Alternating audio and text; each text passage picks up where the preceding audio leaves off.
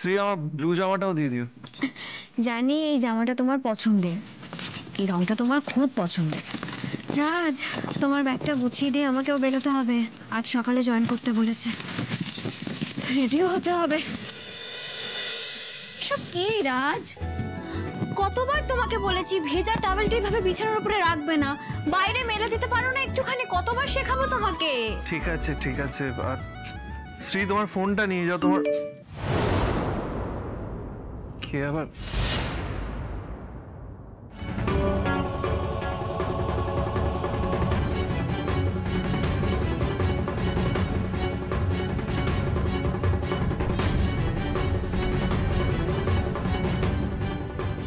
Congratulations তোমার নতুন চাকরির জন্য।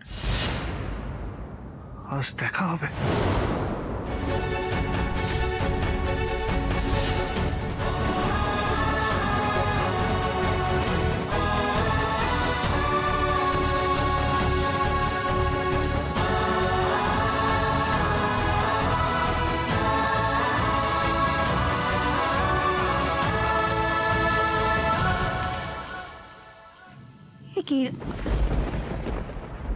কেউ ব্যাগ নিয়ে কোথায় চলে গেল? না বলে বেরিয়ে গেল। নিচে গেল নাকি রাজ? তুলি, এই তুলি, তোমার দাদাকে দেখলে? হ্যাঁ, বড়টা তো এই বেরিয়ে গেল। বেরিয়ে গেল? হঠাৎ কি এমন হলো যে এইভাবে বেরিয়ে গেল? এমন কি তাড়াহুড়ো যে একবার বলেও যেতে পারলো না? কি হলো বৌদি? দাদা বেরিয়ে গেছে, তুমি দেখোনি? কথা হয়নি তোমার সাথে দাদা? না মানে আমি ওর ব্যাগ গুছিয়ে দিয়েছিলাম, তারপরে কিছু না বলে দুম করে চলে গেল। ও তাহলে হয়তো অফিসে কোনো ইমার্জেন্সি কিছু হয়েছে, সেই কারণে গেছে।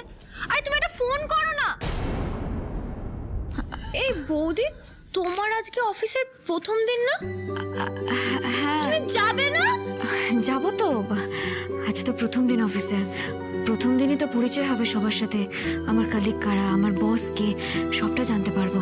প্রথম দিন লেট করলে একদম চলবে না। আমি যাই, বরং রেডি হতে যাই, বুঝেছো? হ্যাঁ যাও যাও যাও। অল দ্য বেস্ট বৌদি। Thank you. Welcome welcome to your cabin. এই হলো আপনার রুম, আর এই হলো চেয়ার। যদি কমফোর্টেবল না লাগে বলবেন, চেঞ্জ করে দেবো। না না স্যার, কোনো দরকার নেই, একদম ঠিক আছে। Thank you so much sir. আর এই হচ্ছে official land phone. Coffee to reception, একটা কলেই সব হয়ে যাবে। আর যদি বাইরে গিয়ে... আমি জানি স্যার, দেখে নিয়েছি, বাদিকে কাউন্টার। ঠিক আছে, আসো। ও হ্যাঁ, আরেকটা গুরুত্বপূর্ণ ব্যাপার, সেটা হলো ল্যাপটপ। যে কোনো অফিসিয়াল কাজ এই ল্যাপটপে করবেন। বাট রিমেম্বার, কোনো পার্সোনাল কাজ বা বাড়িতে নিয়ে যাওয়া যাবে না। অফিসের কোনো জিনিস আমি বাড়িতে নিয়ে যাব না স্যার, এটুকু এথিক্স আমার মধ্যে রয়েছে। আর হ্যাঁ, মনে রাখবেন, মেডিকেল লিভ আর ক্যাজুয়াল লিভ ছাড়া আর কোনো হলিডে লিভ আপনি পাবেন না। কন্ট্রাক্টটা পড়ে নিয়েছেন তো? হ্যাঁ স্যার, আমার কোনো ছুটি চাই না, লিভ অফ, ভ্যাকেশন, এসব আমার কিচ্ছু চাই না স্যার। আমি শুধুমাত্র মন দিয়ে কাজ করতে চাই। ভেরি গুড, আমরা এরকম একজনকেই চেয়েছিলাম। Thank you sir. স্যার বলছিলাম যে বস কি এসেছেন? ও হ্যাঁ, আমি তো বলতেই ভুলে গেছি, এই কাচের ওপারেই বসের কেবিন। অ্যাকচুয়ালি আমি ওনার সঙ্গে দেখা করার জন্য ভীষণ এক্সাইটেড। একসাথে কাজ করব তো। হ্যাঁ হ্যাঁ, দেখা করতেই পারেন, উনি চেম্বারে এসে গেছেন, আপনি দেখা করে নিন। ওকে,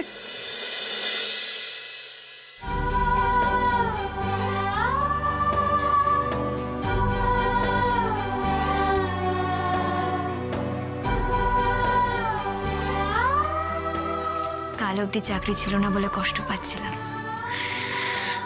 আমি নিজেও ভাবিনি একদিনের মধ্যে এত ভালো একটা কোম্পানিতে চাকরি পেয়ে যাব। নিজের যোগ্যতায় নিজের সব স্বপ্ন সত্যি করা যায়। আরো একবার সেটা প্রমাণ হয়ে গেল। না দেরি না করে একবার বসের সঙ্গে দেখা করে আসি।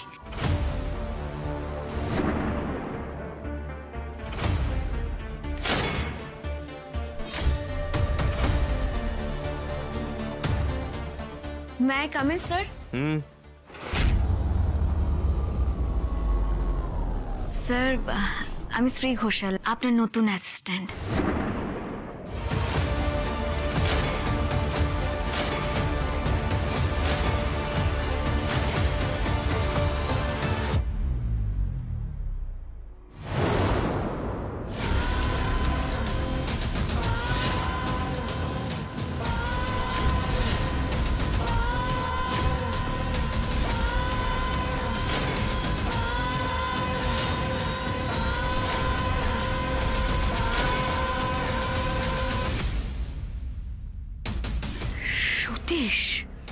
Welcome to our office.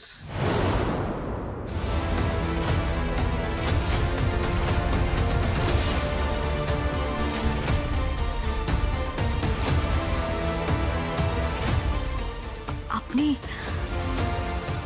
আপনি তার মানে ইচ্ছে করে আমি তোমার এখানকার বস। এই সব কিছুর মানে কি সতীশ? ভেরি সিম্পল, তুমি এই অফিসের এমপ্লয়ি আর আমি তোমার বস। তুমি এই অফিসে চাকরি করবে, অফিসের দায়িত্ব নেবে, আর মাস গেলে স্যালারি পাবে। না না না না, বিষয়টা এতটা সিম্পল নয়, এতটা সোজা নয়। আপনি আমাকে ঠকিয়েছেন, আপনি বোকা বানিয়ে অফিসে এনেছেন আমাকে। আমি তোমায় ঠকিয়েছি? তুমি একটা চাকরি খুঁজছিলে আর আমি তোমাকে সেই চাকরির খোঁজ দিয়েছি। সিম্পল। আমি খুব ভালো করে বুঝতে পারছি আপনার প্ল্যানটা ঠিক কি। প্রথমে সেদিন আমাকে লিফট দিলেন, তারপর নিজে থেকে আগ বাড়িয়ে জানতে চাইলেন আমার সমস্যার কথা। জেনে গেলেন যে আমার চাকরিটা নেই, সেই সুযোগটাই আপনি নিলেন। অ্যাড্রেস অবধি দিয়ে দিলেন অফিসে, তারপর আমার সঙ্গে ইন্টারভিউ খেলাটা আপনি খেললেন। প্রথম দিনের ইন্টারভিউতে আমি সিলেক্ট হয়ে গেলাম, প্রথম দিন জয়েনিংয়ে আমার একটা পার্সোনাল কেবিন হয়ে গেল। আমি খুব ভালো করে বুঝতে পারছি এই সমস্ত কিছু আপনার সাজানো প্ল্যান ছিল সতীশ। আপনি ধরা পড়ে গেছেন সতীশ চ্যাটার্জি। শ্রী, তুমি প্লিজ এত জটিল ভাবে ভেবো না। আরে আমি তোমাকে হেল্প করেছি, কিন্তু তুমি প্লিজ এই বিষয়টা নিয়ে আর ভুল বুঝো না। না, আমি ভুল বুঝছি না। আমি ভুল বুঝছি না, কারণ আমি জানি আমি যা বলছি একদম ঠিক বলছি। আচ্ছা, একটা কথা বলুন তো, যদি বিষয়টা এতটাই নর্মাল হয়ে থাকে তাহলে আপনি কেন আপনার পরিচয় জানালেন না? আপনি কেন বললেন না এটা আপনার অফিস? আপনি আমাকে কেন বললেন না যে আমি যে কাজটা করব সেটা আপনার অ্যাসিস্ট্যান্টের কাজ? আপনি কেন অচেনা হয়ে আমাকে ইন্টারভিউতে পাঠিয়েছিলেন? কেন সবটা লুকিয়ে গেছিলেন? বলুন সত্যিটা। শ্রী, তুমি অকারণে রাগারাগি করছো, প্লিজ। অকারণ না? শুনো সতীশ, যদি এটা অকারণ হতো না তাহলে আপনি নিজের পরিচয় লুকিয়ে যেতেন। আপনি খুব ভালো করে জানতেন আপনার জন্য আমার আর রাজের মধ্যে ঝামেলা হতে পারে, সেটা বাড়তে পারে, সেটা বাড়ানোর জন্য আপনি ইচ্ছে করে এই কাজটা করেছেন। এসব তুমি কি উল্টোপাল্টা কথা বলছো শ্রী? আমি যা বলছি একদম ঠিক বলছি। আমি তোমাদের মাঝখানে এসে তোমাদের মধ্যে ঝামেলা সৃষ্টি করছি? হ্যাঁ, আমি মানছি যে আমি অফিসের কথাটা তোমার থেকে লুকিয়েছিলাম, কিন্তু সেটার জন্য কিন্তু আমার কাছে ভ্যালিড রিজনস রয়েছে। দেখো, আমি জানি আমি যদি তোমাকে বলতাম এটা আমার অফিস, তাহলে তুমি এখানে চাকরি করতে কখনোই রাজি হতে না। আর বিশ্বাস করো, আমার তোমার মতো একজন ডেডিকেটেড, তোমার মতো একজন কাজ পাগল এইরকম এমপ্লয়ি চাই, যে আমাদের এই নতুন কোম্পানিটাকে অনেক দূরে নিয়ে যাবে, সেই রকম একজন। আপনার লজ্জা করছে না, তাই না? এত কিছুর পরেও আপনি ভাবলেন কি করে সতীশ চ্যাটার্জি যে আমি আপনার মতো একজন ঠকবাজ মানুষের অফিসে কাজ করব? যদি ভেবে থাকেন তাহলে ভুল ভাবছেন, কখনো না। দেখো শ্রী, আমরা কিন্তু শুধুই বন্ধু, তার বেশি তো আর কিছু নেই। আর আমি এইসব তোমার কথা ভেবে করিনি, আমি করেছি নিজের স্বার্থে, আমি আমার কোম্পানির স্বার্থে করেছি। তুমি এফিশিয়েন্ট, সেই জন্য করেছি। প্রথমত, আমরা বন্ধু নই, আর দ্বিতীয়ত, আপনি যদি সত্যি আমাকে বন্ধু মনে করে থাকতেন তাহলে আপনি শুধুমাত্র নিজের স্বার্থের কথা ভাবতেন না। শুনুন সতীশ চ্যাটার্জি, আপনি আমার মতো আরো অনেক এফিশিয়েন্ট ক্যান্ডিডেট এই অফিসের জন্য পেয়ে যাবেন, তাদের মধ্যে কাউকে খুঁজে নেবেন। আমার আপনার দয়া লাগবে না। শ্রী, তুমি আবার ভুল বুঝছো। আমি কিছু ভুল বুঝছি না। আমি তোমায় কোনো দয়া করতে... আপনি যতই চেষ্টা করুন না কেন, এই চাকরিটা আমি কিছুতেই করব না, কিছুতেই না।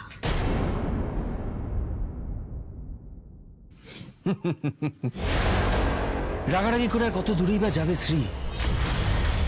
তোমাকে এখানে আটকে রাখার সমস্ত ব্যবস্থাই যে আগেই করে রাখা হয়েছে।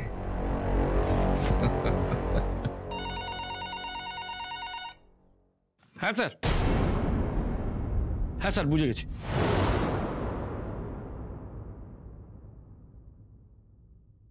আসবো স্যার?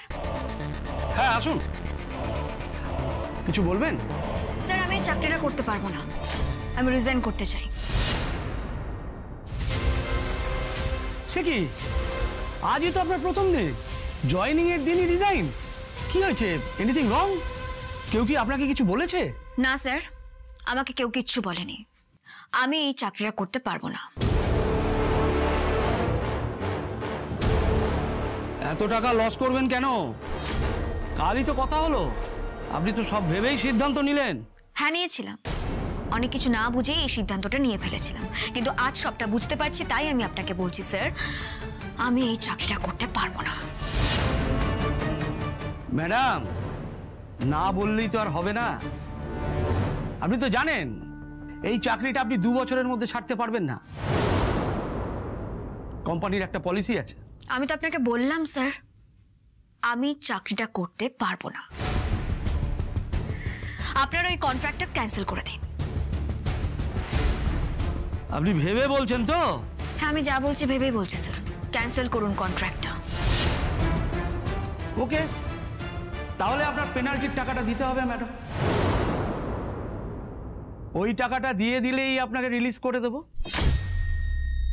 দিয়ে দিন এক্ষুনি 5 লাখ টাকা। তার মানে এই সমস্তটাই সতীশের প্ল্যান। এইভাবে আমাকে এখানে আটকে রাখবে বলে কন্ট্রাক্ট পেপারে সই করিয়েছে। রাজকে জানাতেই হবে, ওকে সবটা খুলে বলতেই হবে যে সতীশ আমাকে ফাঁসিয়েছে। না না, ওকে একটা ফোন করি আমি। আচ্ছা রাজ, তোমার কি মনে হয় আমাদের অ্যাডের জন্য কোন মডেল নেওয়া উচিত, যার জন্য আমাদের মার্কেটিংটা ভালো হবে? আসলে বিপাশা, এই ব্যাপারে আমার ঠিক আইডিয়া নেই। আর তাছাড়া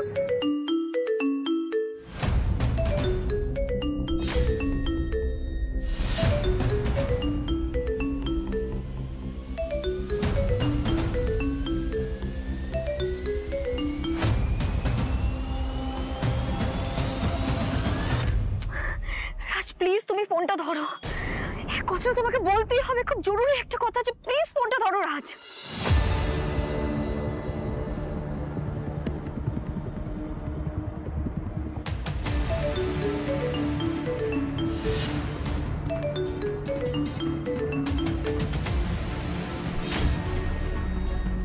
কেটে দিল, তাহলে হয়তো ব্যস্ত আছে কোনো কাজে।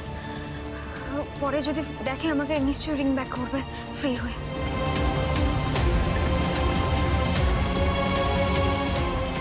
ভেতর থেকে কেমন একটা অস্থির লাগছে। শ্রী কি বলতে ফোন করেছিল? আমারই কি একবার ফোন করা উচিত? ফোন করতে হলে করে নাও রাজ, অন্য মনস্ক থাকলে কাজে মন দিতে পারবে না। না না, থাক না রাজ, ফোনটা করে নাও। আমি বুঝতে পারছি তোমার কাজের দিকে মন নেই। দেখো রাজ, তোমাকে বস হিসেবে একটা কথা বলি, লাইফে বড় কিছু করতে হলে কাজের দিকে মন দিতে হয়। সবারই পার্সোনাল লাইফ আছে, আর সবারই পার্সোনাল লাইফে কিছু না কিছু প্রবলেম থাকে, তাই সেই সব ভুলে গিয়ে আমাদের কাজ করতে আসা উচিত। সো সরি, প্লিজ কিছু মনে করবেন না। আর যে আলোচনাটা আমরা করছিলাম, আমার মনে হয় যে ফিল্ম ইন্ডাস্ট্রি যদি কাউকে আমরা নিই তাহলে খুব ভালো হবে।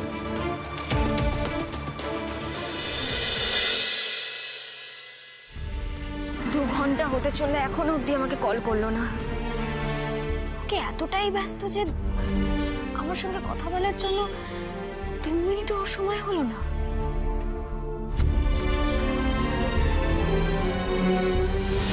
অনেকক্ষণ হয়ে গেল, এবার একটা স্ত্রীকে ফোন করে নেওয়া উচিত।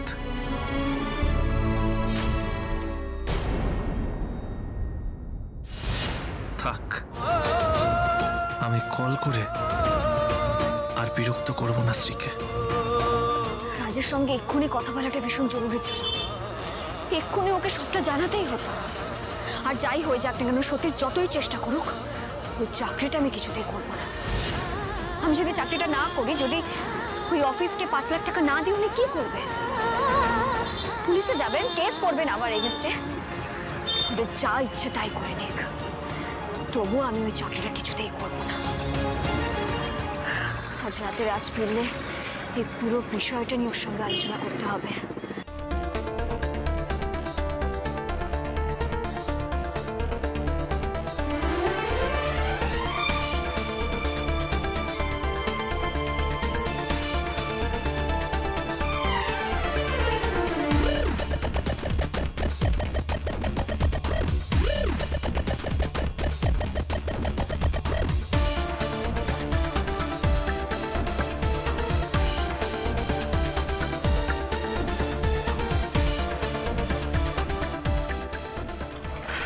দাদা, আমার যত তাড়াতাড়ি সম্ভব এই কাজটা শুরু হলে আমার জন্য ভালো হয়, মানে শুধু আমার জন্য না, আমার কোম্পানির জন্যও ভালো হয়। ইয়েস ম্যাম, অ্যাকচুয়ালি আমরাও একই রকমভাবে এক্সাইটেড। আমরাও চাইছি খুব তাড়াতাড়ি কাজটা শেষ করতে। তো আপনাদের রাফ প্ল্যানটা করতে কতদিন টাইম লাগবে? এই ধরুন ম্যাম 1 সপ্তাহের মধ্যে আমরা দিয়ে দেবো। Yes ma'am. 1 সপ্তাহ। Okay fine, see you. Thank you ma'am. Thank you ma'am. Thank you sir. Thank you sir.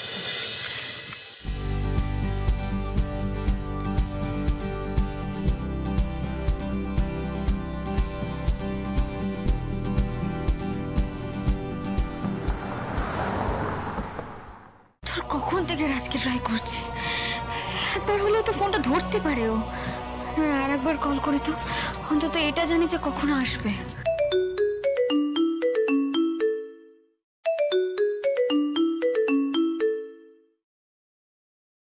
Hello. হ্যাঁ রাজ, হ্যালো রাজ। হ্যাঁ বলো, শুনছি। বলছি তুমি কোথায় গো? আমি কাজে এসেছি, কেন তুমি জানো না? হ্যাঁ আমি জানি তুমি কাজে গেছো, আমি এও জানি তুমি রাতে ফিরবে, কিন্তু কখন ফিরবে একটু বলো না প্লিজ।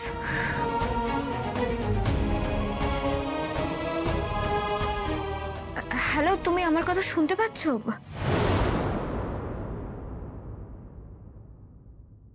রাজ, আমি জিজ্ঞেস করলাম যে কখন ফিরবে, প্লিজ একটু বলো না রাজ। কেন? আরে ফিরি বা না ফিরি তাতে তোমার কি যায় আসে শ্রী? রাজ, খুব জরুরি একটা কথা আছে তোমার সঙ্গে, সেটা আমাকে বলতেই হবে, খুব জরুরি কথা রাজ। আমার সাথে কথা আছে? আমার জরুরি কথা? অবাক হলাম আমি, কারণ কারণ আজকাল তো তুমি আমার সাথে আর কথা বলো না, কথা শুধু লুকো। কি লুকিয়েছি আমি? শ্রীয়াস, তোমার স্বদেশের সাথে দেখা হয়েছে? হ্যাঁ কিন্তু তুমি কি করে জানলে যে আমার সঙ্গে সতীশের দেখা হয়েছিল? কেন? না জানলে বোধহয় ভালো হতো, তাই না? শ্রী, এখন আমি ব্যস্ত আছি, তোমার সাথে পরে কথা। রাজ,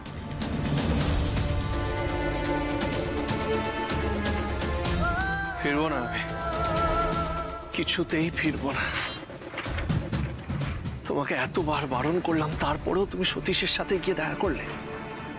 এত কিসের দরকার ছিল তোমার?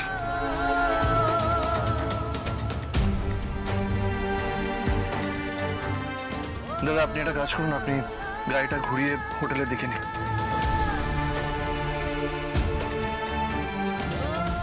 না না, একটা কাজ করুন না, আপনি কলকাতার দিকেই চলুন। আমাকে না জানিয়ে তুমি রয়ে গেলে রাজ, যাওয়ার সময় অবধি বললে না যে স্ত্রী আমি রাতে ফিরতে পারবো না, শুধু একটা কল করে জানিয়ে দিলে। কথা দিয়েছিলে আমাকে যে রাতে ফিরে আসবে, যাই হয়ে যাক না কেন। আমাকে দেওয়া কথাও ভুলে যাচ্ছ, এতটাই সহজ হয়ে গেল ভাবি তোমার কাছে, নাকি আজ আমি এতটাই মূল্যহীন হয়ে গেছি?